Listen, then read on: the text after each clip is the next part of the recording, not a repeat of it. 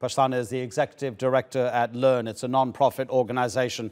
Pashtana, what's your personal situation? What about your friends and your family? Do you feel safe? Is there evidence that the Taliban leadership's calls for non-violence from their fighters is being adhered to?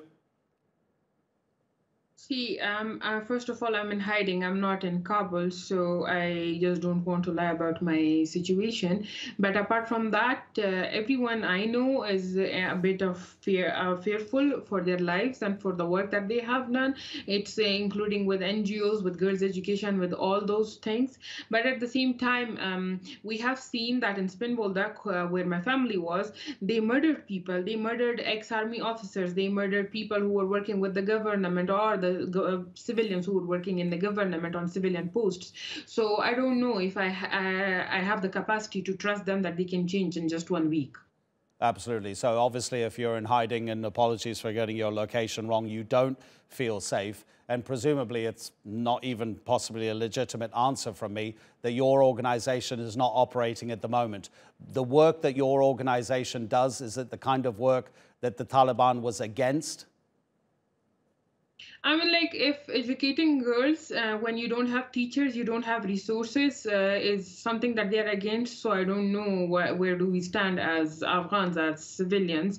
And as they have been saying that you can do whatever you want, let's see, let's wait if they are against it. So for now, everybody's afraid. My whole staff, I'm going to be honest with you, all of them are worried about the fact that they have worked with girls. They have worked on making lessons for the girls.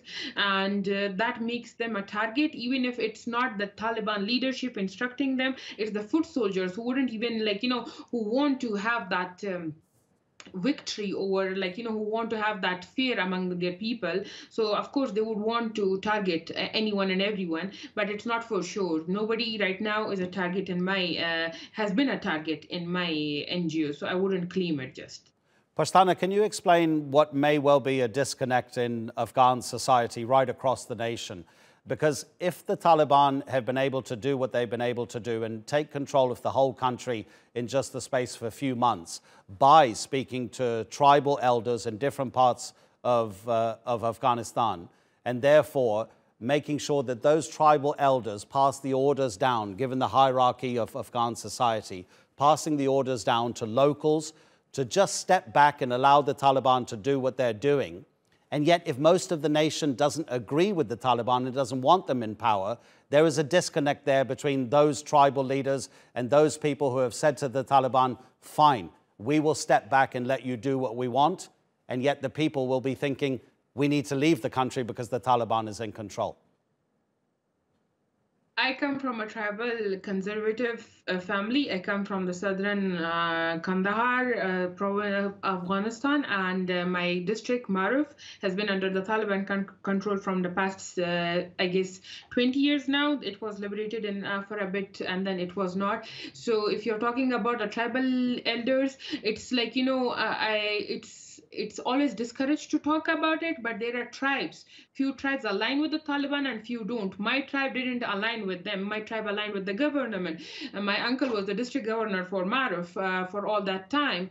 And apart from that, there are tribal leaders, my father including and my uncles including, who led the district, and they were pretty much pro-government, even though the government abandoned and they were corrupt and they didn't even care about the people of Afghanistan. We still were on the side of the democracy. So you cannot just say that it's the tribal elders. It's a faction of the tribal elders who might be supporting them, not all the tribal elders. Pashtana, thank you very much indeed for your time. Really, really appreciate it. Pashtana Durrani speaking to us from an undisclosed location in Afghanistan.